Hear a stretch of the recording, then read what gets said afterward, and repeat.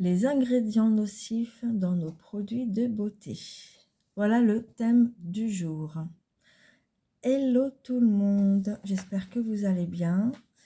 Donc, on va parler des produits nocifs, enfin des ingrédients nocifs qui se trouvent dans nos produits de beauté essentiellement. Je ne vais pas partir sur l'alimentation, sur produits comme ça. Moi, je vais rester dans le cosmétique. C'est plus mon rayon, c'est plus mon domaine. Je vais essentiellement parler ceux qui sont un perturbateur endocrinien. C'est vraiment des ingrédients qui sont très nocifs concernant nos glandes. Donc, les perturbateurs endocriniens, qu'est-ce que c'est? Donc, c'est une substance ou plusieurs substances qui altèrent à nos différentes glandes, comme la glande thyroïde, les glandes hormonales, etc., etc. Il y a plusieurs glandes. Et nos glandes servent à un bon fonctionnement de notre corps, de nos organes. Donc, c'est vraiment, faut vraiment faire attention à ceci. Donc, dans les produits nocifs, c'est vrai qu'on ne pense pas toujours à lire les composants. Surtout que les composants, en général, enfin les ingrédients, ils sont notés dans le packaging secondaire. Dans le packaging vraiment principal, ils mettent le minimum. Si on veut vraiment lire tout ce qu'il y a dedans, il faut prendre le secondaire, c'est-à-dire le packaging qui entoure votre packaging. Je ne sais pas si vous voyez.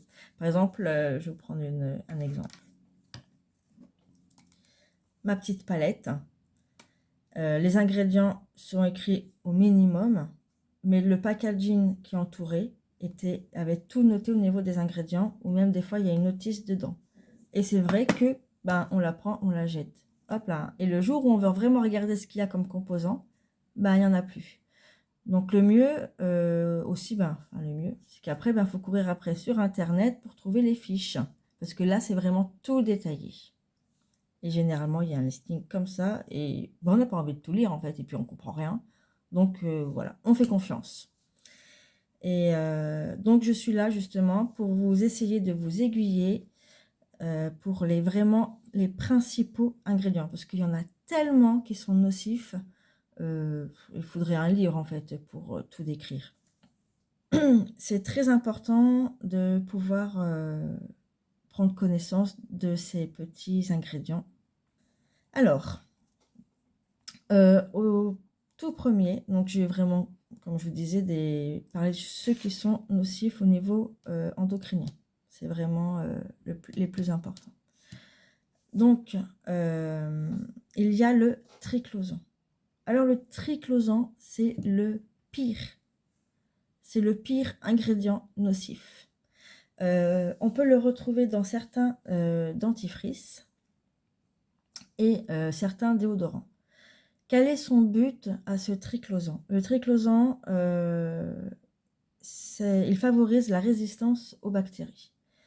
Oui, par exemple notre brosse à dents. Notre brosse à dents, mine de rien, on se lave la bouche, tac, tac, tac, tac, on la rince, hop, on le met dans le verre. Mais elle est bourrée de bactéries. Du coup, le triclosan est là pour... Sauf que, du coup, c'est nocif dans le sens, par exemple, vous prenez des antibiotiques ou quoi, ça va altérer, ça va plus faire les fonctions des antibiotiques. Donc, bien sûr, c'est en grosse dose que si on prend ça, qu'on peut avoir des soucis. Mais voilà. Et en parlant de déodorant, j'ai vu passer beaucoup de pubs concernant un déodorant, donc Wild. Alors, ce n'est pas un partenariat, hein, ça n'a rien à voir, je débute. Donc, forcément, je ne peux pas avoir de partenaire avec des marques. Mais j'ai voulu le tester car il est sans sel d'aluminium, il est sans parabènes et en plus, il est recyclable. C'est pas dans une bouteille, enfin, où il y a du gaz dedans. Donc, je ne l'ai pas encore testé, hein. Je l'ai reçu, je l'ai déjà mis dans la boîte, donc c'est rechargeable. Ah ben, peux pas, comme il est plein, du coup, je peux pas appuyer. Donc, on appuie là, on enlève, et du coup, vous pouvez mettre votre recharge dedans. Donc, votre recharge, c'est une genre de petite... comme un savon, en fait, et que vous mettez dedans. Et c'est du produit naturel, donc sans parfum. Il y a plusieurs odeurs. Donc, moi, j'ai pris citron thym. Je crois que c'est ça. Et il y en a plusieurs sortes, en fait. Et puis, du coup, comme vous pouvez voir, c'est du plastique, mais du plastique qu'on peut réutiliser déjà pour mettre notre recharge. Et après, si on le jette, il peut être recyclé. Voilà, donc concernant déjà les déodorants, donc où il y a du sel d'aluminium, comme vous savez, donc forcément du triclosan. Le sel d'aluminium, en 2022, a été suspecté justement qu'il soit problématique au niveau des perturbateurs endocriniens. Voilà. Donc, le sel d'aluminium en ferait partie aussi depuis 2022 qu'ils ont découvert ça. Et en même temps, aussi au niveau des cancers du sein également, le sel d'aluminium favoriserait. Donc, vraiment très important de regarder vos déodorants concernant déjà le sel d'aluminium, le triclosan, l'alcool aussi, parce qu'il y a beaucoup d'alcool et qui sont très nocifs également. Enfin bref, le déodorant, c'est le pire cosmétique où il y a énormément d'ingrédients nocifs. Donc, d'où maintenant, c'est vrai que ça me fait réfléchir en fait tout ça. Donc, j'essaye vraiment de modifier mon hygiène de vie avec mes produits. Et du coup, voilà, je vais tenter ce déodorant. Et donc, je vous dirai des nouvelles au fur et à mesure sur ma page Facebook ou sur mon Instagram. Donc, Cat Size Makeup également pour les 2 pages. Donc, ensuite, au niveau des ingrédients des ingrédients nocifs, donc pour les perturbateurs endocriniens, il y a également le BHA. On en entend encore parler de ça. Et qu'est-ce que c'est que cette petite bête? Comme toutes les petites bêtes que je vais vous dire. Le BHA, ça fait partie, entre autres, de l'acide salicylique. Pareil, on en entend parler. L'acide salicylique, qu'est-ce que c'est? L'action pour les imperfections, c'est un antioxydant en fait. Et pareil, ils se sont rendus compte il n'y a pas longtemps que c'était nocif et que c'était un perturbateur endocrinien. Donc le BHA, on appelle ça aussi acide bêta hydroxylé. Voilà. Donc c'est vrai que on se dit mais il faut tout regarder en fait. Les ingrédients, chaque ingrédient à quoi ça consiste. On cherche principalement quand on prend un produit de beauté les effets qu'on peut avoir sur notre peau ou sur notre corps, hein, parce qu'il n'y a pas que le visage en fait, par rapport aux rides, par rapport aux rougeurs, par rapport à l'eczéma, par rapport à ci, par rapport à ça. Enfin voilà. Et du coup, si on se dit il faut qu'on regarde en plus les ingrédients, mais on va passer notre vie dans le magasin juste pour pouvoir lire les étiquettes. Alors il y a aussi des applications, mais le problème c'est qu'elles ne sont pas fiables du tout à 100%. Parce que dans ces applications, ils mettent aussi tout ce qui est au niveau allergie, par exemple des produits naturels. Hein. Par exemple le citron, voilà, comme dans mon déodorant. Il y en a qui peuvent être allergiques au citron, il y en a qui sont allergiques à la lavande. Et bien rien que ça, comme c'est des allergènes malgré tout, malgré que ce soit des produits naturels, ça va être noté dans ces applications. Et donc du coup, vraiment ils globent tout, donc on ne sait pas. C'est vraiment, ça aide, hein, c'est un petit indice, mais pas fiable à 100%. Si le BHT, donc la suite du BHA, donc lui c'est hydroxyanisole butylé, pardon. Donc lui c'est un conservateur qu'on trouve généralement dans les rouges à lèvres, entre autres, des baumes à lèvres également. Du coup, il faut vraiment faire attention également parce qu'à forte dose, donc pareil, à forte dose, on ne va pas manger le rouge à lèvres ou le baume à lèvres, mais voilà, ça peut avoir des répercussions ensuite au niveau des reins et de la thyroïde. Voilà. Après, je vous dis tout ça, c'est pas pour vous faire peur, hein, pour que vous arrêtez de tout acheter.